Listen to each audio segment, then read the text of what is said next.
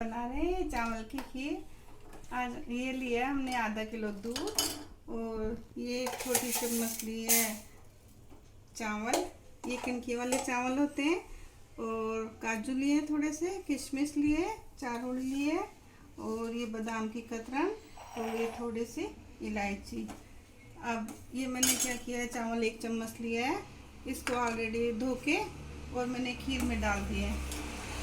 दूध बॉयल होने के बाद में इसको मंदी आंच पे धीरे धीरे बॉयल किया जाता है।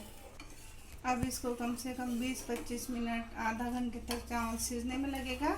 और जब तक ये अच्छी तरह घुल नहीं जाएगी, इसको बराबर कंटिन्यूअस इसको हिलाते रहना चाहिए, नहीं तो ये खीर लग जाती है।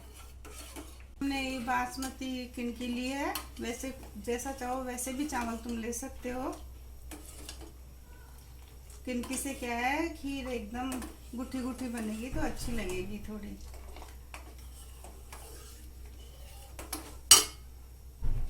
लगातार हिलाते रहना चाहिए।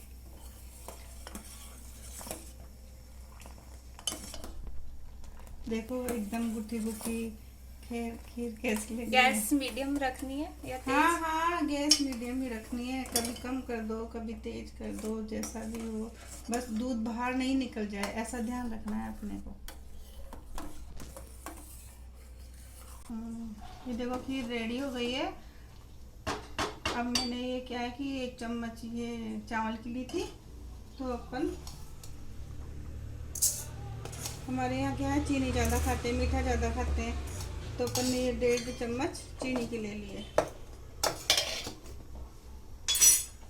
ये चीनी डाल देते हैं इसमें। अब थोड़ा गैस कम कर देते हैं और उसको हिला देते हैं।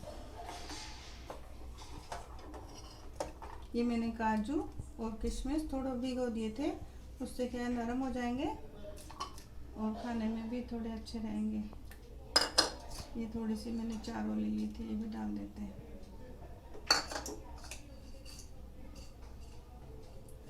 ये बादाम भी डाल देते हैं। मैंने इलायची का पाउडर बना रखा है थोड़ा, वैसे 1-2 इलायची ले सकते हैं आप, आधा किलो दूध के हिसाब से। और उसको थोड़ा हिला देंगे।